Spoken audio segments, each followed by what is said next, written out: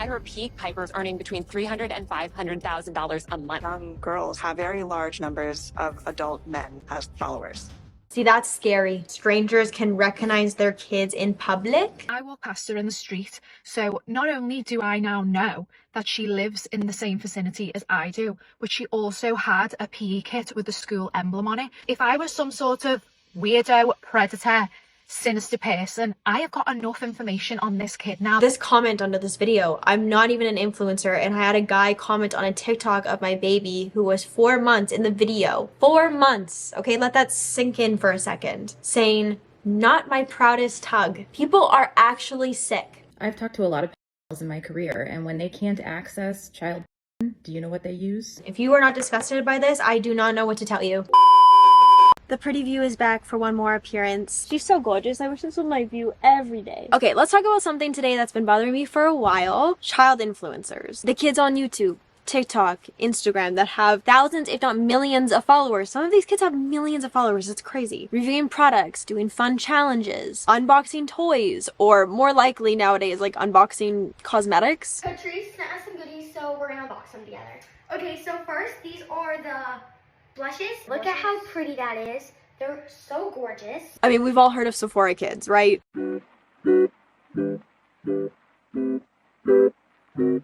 On the surface, it seems harmless, maybe even cute. But the more you think about it, the more you realize that there are problems here. Emotional, financial, and ethical. Like, I'm talking about kids who are making money online before they can even drive. Parents monetizing their childhood, and social media turning playtime into a full-blown business. So today, we're breaking down the problem with child influencers, why it's harmful, and what it says about the whole influencer industry as a whole. So first off, let's talk about the pressure that comes with being an influencer. These kids are essentially performing for an audience 24/7. They have to be on for the camera, smiling, acting excited, and just doing things that they may not even enjoy because their success is measured in the views, in the likes, in the comments. Like, imagine being 8 years old and knowing that your paycheck, or should I say your parents' paycheck, depends on how enthusiastic you look opening a toy on camera, or how many people click your video. That's a level of pressure most adults struggle with, and yet these kids are expected to perform like little entertainers every single video, every single day. Plus there's editing, scripting, brand deals, and constantly thinking about content strategy. So unlike child actors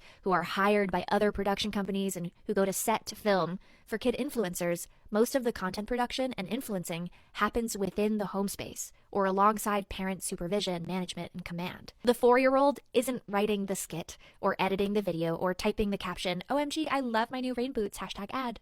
Parents are probably running it.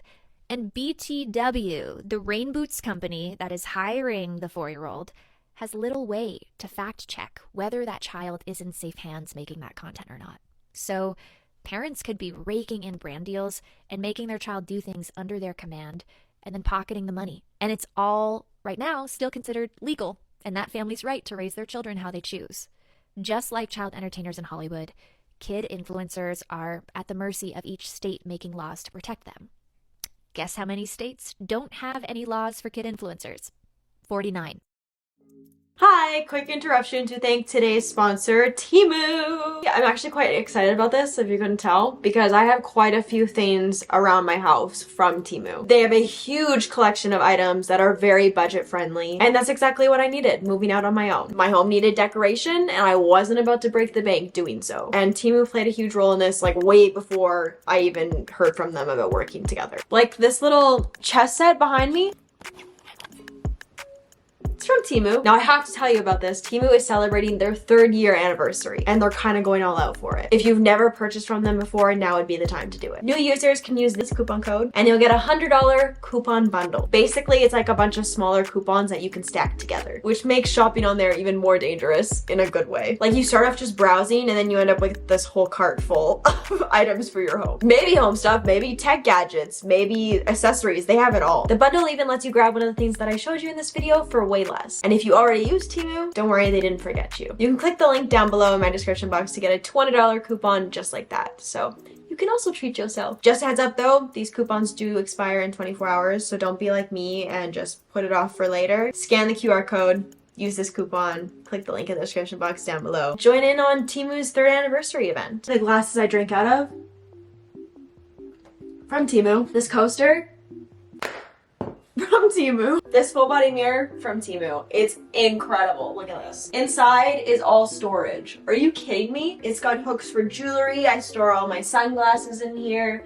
It's got a little mirror inside as well. Little pouches to put things in. It also moves, and as you can see here, there's even more storage behind the mirror. These hooks, also from Temu. I also got this little photo printer from Temu. It's so cool. It comes with instructions when you get it, but all you have to do is download this app, use this little device, and it will print any single photo on your camera roll for you into an actual copy. Look at me and Z. It's like a little Polaroid. These pillows, from Temu. They're so soft and so festive. I love them. This disco planter, these thingies, the print in the back, all from Temu. This is really cool. It looks like a book, but it's actually storage for your remotes. I got these cutesy little strawberry tea infusers from Temu.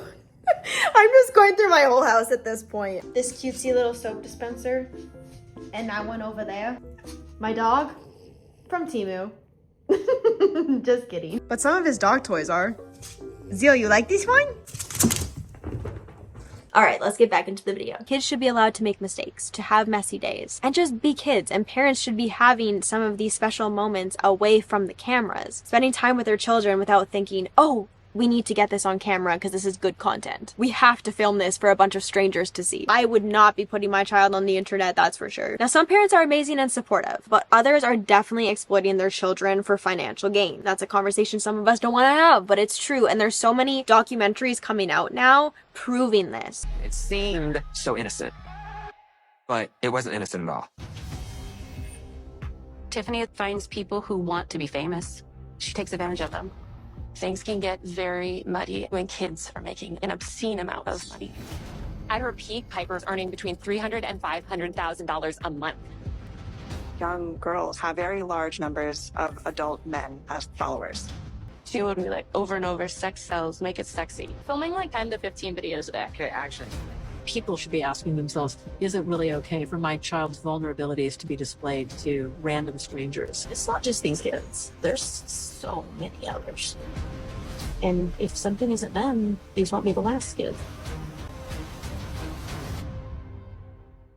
You see cases of parents controlling their child's brand, creating content schedules, and even pushing kids to post content that they're not comfortable with. Could you imagine, like, if every moment of your life was recorded and monetized? How do you even have private experiences? How do you grow into your own personality when your brand is someone else's idea? Some of these kids have a ton of money, and that opens another can of worms. Who controls the earnings? Obviously the parents, but are they saving for the child's future? Are there trusts in place? Historically, there have been cases of children in Hollywood whose parents have spent their entire earnings, leaving the kids financially vulnerable. Like, that's insane when the kids are doing all the work. Sorry guys, I had to move to a background that's much less cute. The campers right next to me came out and I was not about to just be yapping about this while they're trying to enjoy their time. Back to the topic. Social media isn't much different. Without laws like the Coogan Act, is that how you say it? Coogan Act? Applying to YouTube or TikTok, these earnings can be mishandled and misused. We also need to talk about the platforms themselves. YouTube, TikTok, Instagram, all profit massively from child creators. Ads run on their videos, generating millions in revenue, but the kids themselves often don't see the full benefit. Platforms also allow extreme exposure to audiences that the kids might not fully understand. Fans can comment, share, and interact in ways that feel overwhelming or even unsafe for a child. Algorithms are designed to maximize engagement, meaning children are pushed to post more content faster and more consistently. And let's be real, these platforms make it seem normal. We scroll through feeds of adorable, polished, personality-filled influencers, child influencers, and forget that there's a whole business model behind it all. Another huge risk is mental health. Social media can be brutal, and children are not immune to this. Comment sections, algorithm pressures, and comparing yourself to other kids online. This can cause anxiety, self-esteem issues, and even depression. Some of these kids are reading comments like, "You're boring, you're annoying," and expected to just come on camera and smile. Growing up on the internet too can definitely lead to bullying at school. There's a whole other issue in itself. Get rid of this while we talk about how it is being influencers while in school. Flashback to like a couple years ago, as you guys know, we had a fidget account with like thousands and thousands of followers. I remember a lot of kids, especially this one boy in our grade, would literally make fun of us for it. We were too young to be showing our faces at the time, so we would only show our hands. Kids from our school would literally take the time out of their day to expose our faces like it was their full-time job. And on top of that, they would literally leak our address and our school in the caption. That's dangerous. This is why me and Aaliyah have absolutely zero friends in school. We found out the girl who ran the account was someone we used to call her friend. That's really, really sad. Me and Aaliyah went into high school thinking it was going to be all perfect since it's literally our first year there. And it's like a fresh new start, fresh new school. The moment we step a foot into the school, literal seniors are already hating on us. Telling people that we're not even that pretty. First of all, you're on the edge of graduating and you're almost an adult. Like, why should our looks concern you? All of the staff know about our account and like not through us, because me and Alicia are totally like against like bragging. Like, we're very humble. That is why we are in the process of switching to online school. It's sad. I mean, kids can be freaking ruthless, man. Obviously, they're jealous, but that is harmful for children's mental health. Nobody wants to be bullied, whether you know it's out of jealousy or not. And because social media award systems are designed to keep people addicted, kids can start chasing likes and views rather than actually enjoying what they're doing, enjoying activities naturally. Also, there's a loss of normal childhood experiences, sleepovers, playground time, and just being spontaneous, being a child. It can get sacrificed for uploads and content planning. Childhood should be messy and imperfect, but social media rewards polished, curated, and performative versions of it. I am a little bit scared to do this one. What if I use 2 toners? Well, why not? Children do not need to be wearing toners and makeup products and stuff. Your skin doesn't need that. It doesn't need it. The watermelon toner, that would be a no for such young skin. Harsh exfoliating acids in here. It is helping to minimize pores. Where are there any visible pores on this porcelain face? Cloudberry, that is for brightening your skin. Again, where does she need to brighten her skin? Mom, please listen to this. Cleanser, moisturizer, SPF. That is all this child needs. Kids will have just as much fun putting on their SPF. They don't know the difference. Next up, my Glow Recipe Firm Serum. Gotta keep those wrinkles away. Directly from the Glow Recipe site. When should you use it? Early 20s, not 7. It's really sad that this is like a joke to them and they're making these videos just to get clicks and views and comments and not thinking about the harm that could be done to their kids' skin. I get that it's supposed to be cute, but it just makes me sad for them. Especially like being on social media. I low-key did grow up on social media and it can be very difficult. There's pluses, like I have thicker skin. I don't care what people think about me or what people have to say to an extent. I'm still human. I'm not a robot. For little children like this to be exposed to that and just to creepy, gross men too. I don't like the thought of that. I don't. I would never want my child to be doing this. Like the fact that 8-year-olds have a whole skincare routine nowadays. What? That is insane to me. And like the makeup routines.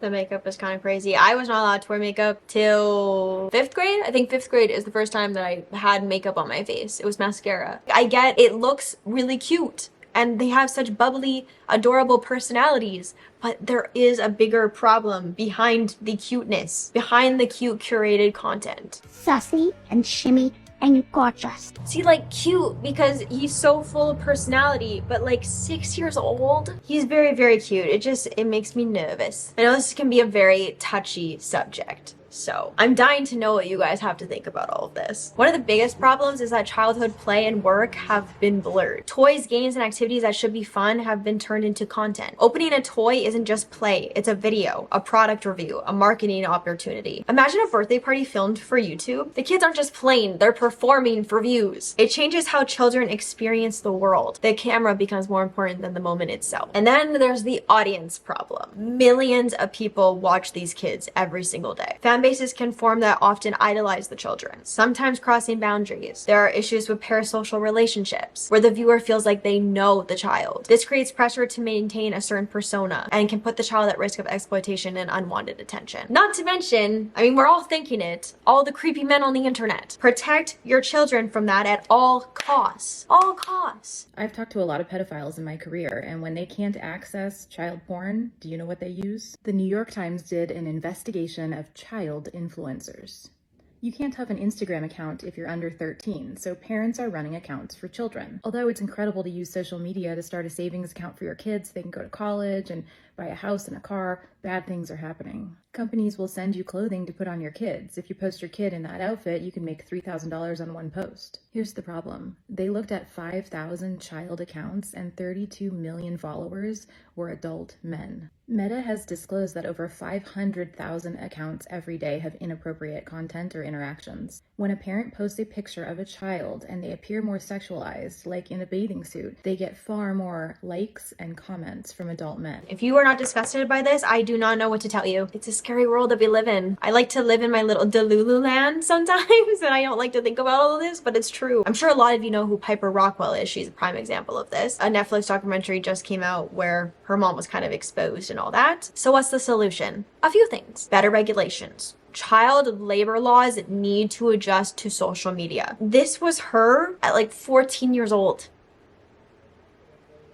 14. If you think you had a bad week of work this week, I need you to keep in perspective that you're not one of the child influencers being forced to relocate from California to a rural state because your parents don't want to set up a trust fund and pay you for your work. The state of California enacted a law on January 1st that ensured that children who are in parents' content creation get paid very similarly to kids who are doing child acting. And beyond the parent being responsible for setting up a trust for the kids, the companies that are doing brand deals are actually responsible for ensuring that 15% of any brand deal goes directly into a trust fund for these kids. States like Illinois and Minnesota also have these laws, which is why you will never see someone leaving California who is a content family creator for these states. The law also states that 65% of the overall revenue, so not just a particular brand deal, because a parent could say, well, my kid's not in this, they don't get paid for this. No, anything associated with streams or just overall income associated with that business has to go to the kids and be set up in a trust for them. So a lot of families are leaving California, whether this is because of personal reasons or maybe because companies are really reluctant to work with anyone and take on that kind of liability where they themselves are directly responsible, and a kid could turn around and sue them potentially if they didn't get paid for their work. If I had been taken away from California as a child just to work, like that's relocating for a job and you're 6 years old. Do you not want your kids to be set up and taken care of in life? Why would you not want to put some money into their trust fund? You rather pick up and relocate to avoid that? That's crazy to me. It's definitely a topic that needs to be talked about more because it is a problem. This is my Roman Empire. I'm a journalist. My name is Fortessa Latifi. I cover the world of influencers and child influencers for places like the Washington Post, Teen Vogue. I wrote this viral story that you might have seen for Teen Vogue called Influencer Parents and the Kids Who Had Their Childhood Made into Content. I talked to a young woman who has grown up on a YouTube channel since she was a toddler. The first time she went viral, she was a toddler. She is now in her teens. And she says that there was a time when she asked her dad not to do the YouTube channel anymore. And her dad said, okay, fine, but we'll have to sell the house. We'll have to get rid of the cars. We won't have money for nice things. I've also talked to influencers who have taken their kids offline. So one person told me on background that when they took their kids offline, how obsessed people were with still seeing them and how upset people were that they had taken them offline made them realize that they had done the right thing. The other thing I wanted to say is that there's so much going on right now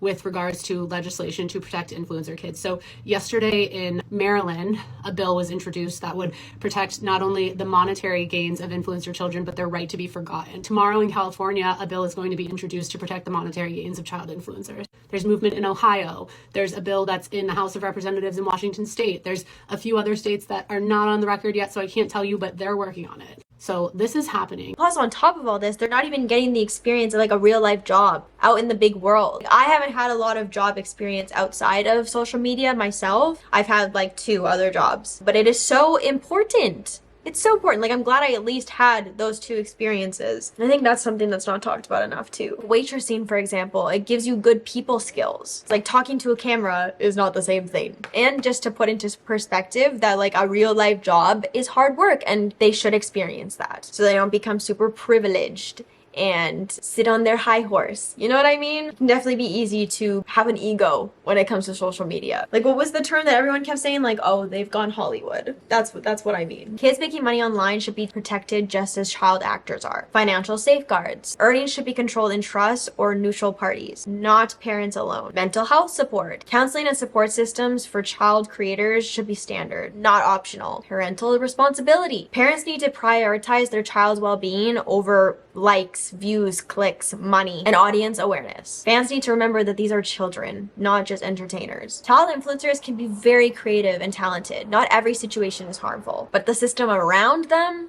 parents, platforms, audiences, creates huge risks. Childhood is supposed to be messy, private and full of exploration without metrics behind it. And the thing is, we all participate in it, whether we know it or not, by watching, liking, and sharing. People aren't going to like hearing this, but they need to hear it. So here it goes. If you follow an account that is primarily or solely based around a child, you are supporting the exploitation of that child. It doesn't matter if you think that what the parent is posting is innocent, or that you think that the kids like doing skits and dances, or the kids look happy because their parents are traveling, or the mom's a good mom, the dad's a funny dad. It doesn't matter if that account would not be successful without regularly or solely featuring that child.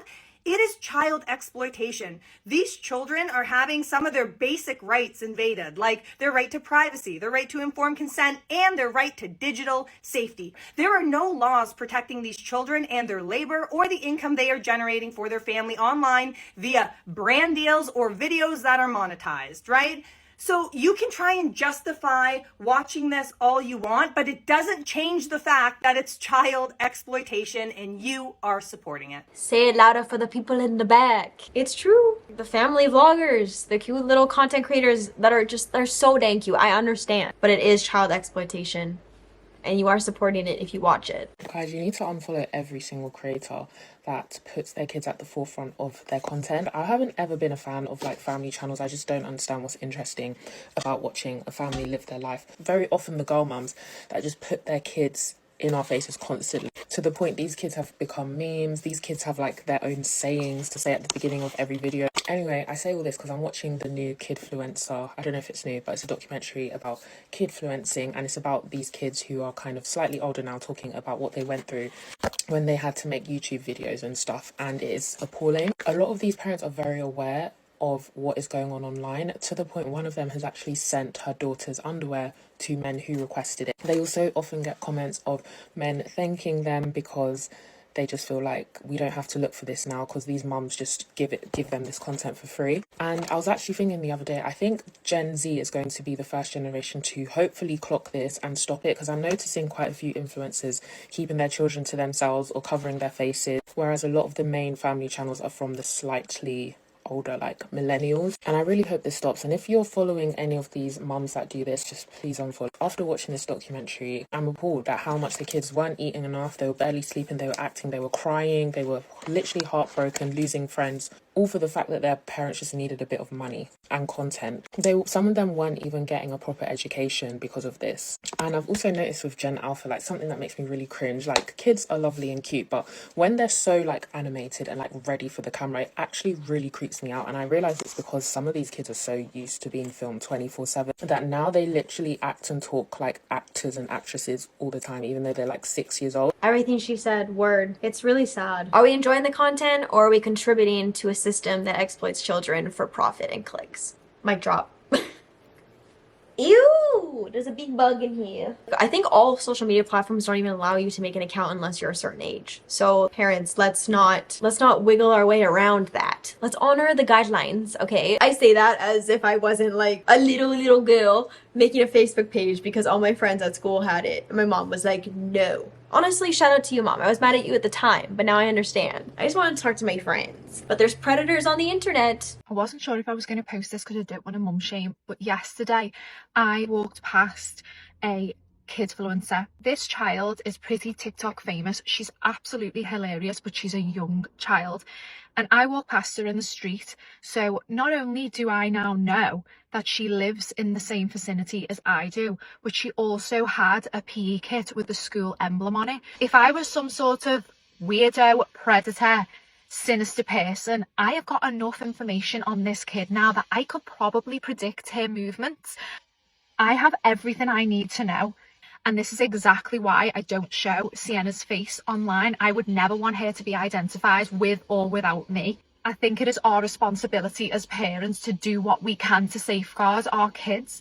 I completely understand your kids are gorgeous, they're hilarious, you're so proud of them, and that's why you want to share them. Even those who have private Instagrams, it's not enough, because I would say 1% of people with a private Instagram actually have people they know on it. I refuse to believe that somebody who's got 1,000, 2,000, 3,000 followers, even less, hundreds, like, let's be honest, do you trust hundreds of people with your child. We cannot be too cautious when it comes to exposing our children to predators. See, that's scary. The fact that strangers can recognize their kids in public, like that alone would be enough for me to be like, okay, we're not gonna do this anymore. We're gonna back away from this. This comment under this video, I'm not even an influencer, and I had a guy comment on a TikTok of my baby who was 4 months in the video. 4 months, okay? Let that sink in for a second. Saying, not my proudest hug.